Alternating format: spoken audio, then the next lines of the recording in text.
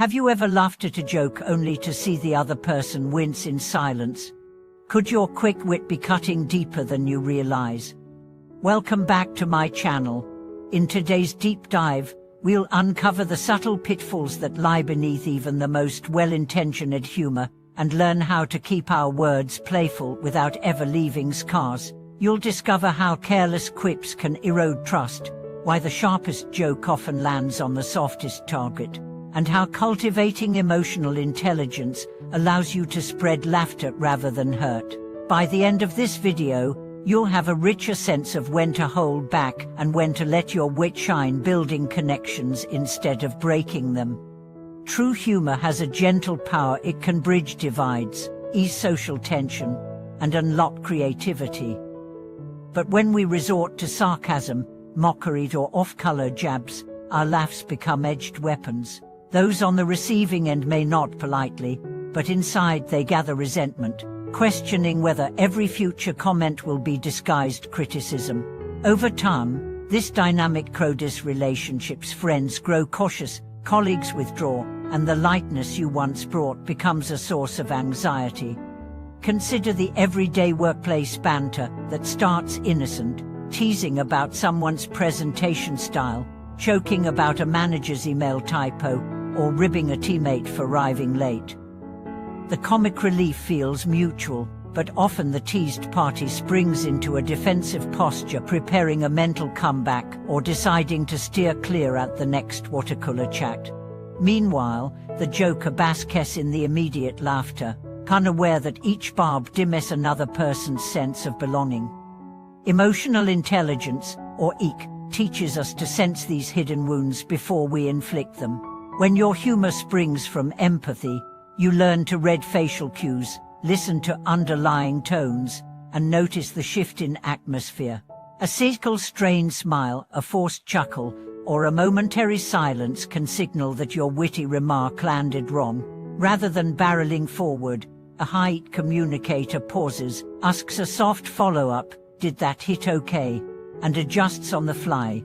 In the chapters ahead, we'll explore the 3 common traps behind humor's sharp side. The sarcasm snare, why indirect jabs feel clever but often mask underlying hostility. You'll learn to swap sneering undercurrents for genuine amusement that uplifts rather than undermines. The tease tipping point, how even light-hearted teasing can slide into personal attack when boundaries blur.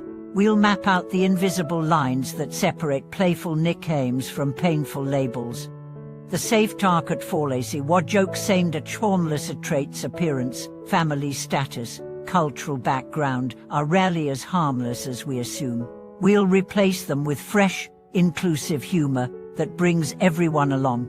Through real-life stories from comedians who reinvented their stage acts, to corporate teams that transformed toxic banter into collaborative camaraderie, you'll see both the damage of unguarded humor and the liberating effect of mindful mirth. We'll practice simple conversational techniques to diffuse tension, replace cutting remarks with warm observations, and introduce playful challenges that draw out genuine smiles without sacrificing respect. By weaving these insights into your daily interactions, whether at home, in friendships, or at the office, you'll cultivate a reputation as a bringer of joy, not a dispenser of stings. You'll inspire confidence, trust, and openness, fueling deeper bonds and a lighter atmosphere where everyone can thrive. Humor, at its best, is a bridge between souls, but its dark side can erect walls that go up before we even realize. Imagine a close friend who once laughed heartily at your quick wit, only now to greet your punchline with a polite nod and distant eyes. In time, you may trace the change back to a single barb delivered in jest, a moment when the laughter died too soon and the unspoken tension took root. That tension lingers, growing like ivy over trust, until the very prospect of levity feels fraught. Neuroscientists tell us that laughter triggers the release of endorphins, forging social bonds and reducing stress.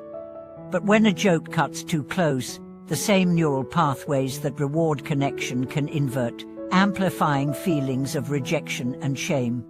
Cortisol spikes in response to perceived social threat, and the memory of that sharp remark forms a neural scar. Even if the joker offers a later apology, the cut has already deposited itself in the brain's emotional centers, lingering like a stone in the shoe of friendship. In romantic relationships, the stakes feel even higher. Partners often tease one another as a sign of affection, yet without clear mutual boundaries, these gestures can morph into emotional landmines. A flippant comment about weight gain or a career setback may feel playful in the moment, but it can echo for days, whispering doubts, feeding insecurities, and gradually eroding the intimacy it once seemed to strengthen.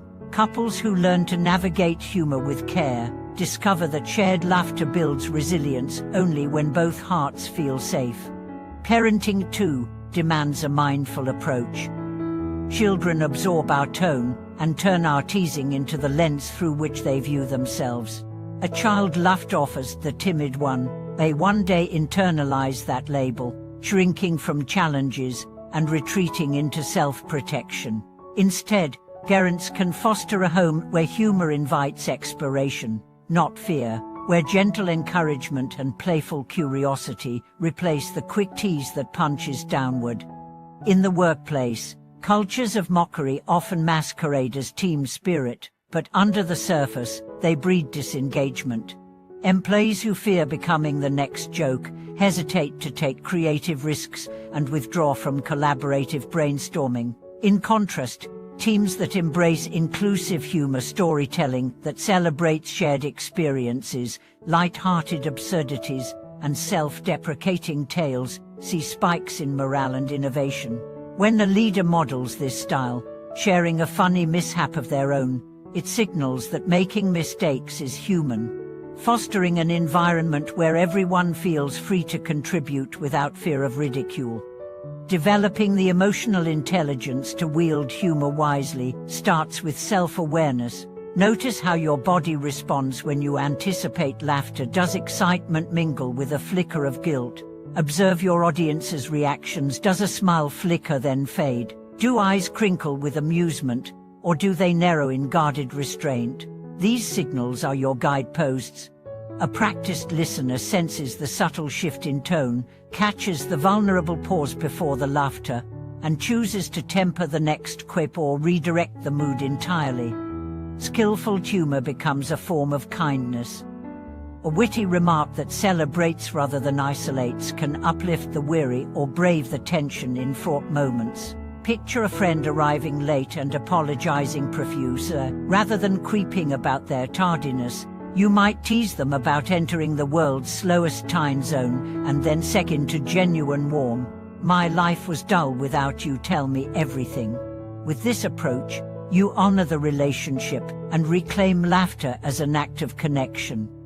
Over time, these mindful choices transform your social presence. People come to see you as a safe harbor for humor, someone whose jokes feel like invitations rather than missiles. They relax, open up, and laughter blossoms naturally, grounding your interactions in trust and goodwill. In this way, you elevate emotional intelligence, not only in yourself but in every circle you touch, ensuring that humor remains the healing balm it was always meant to be. Thank you for watching this video.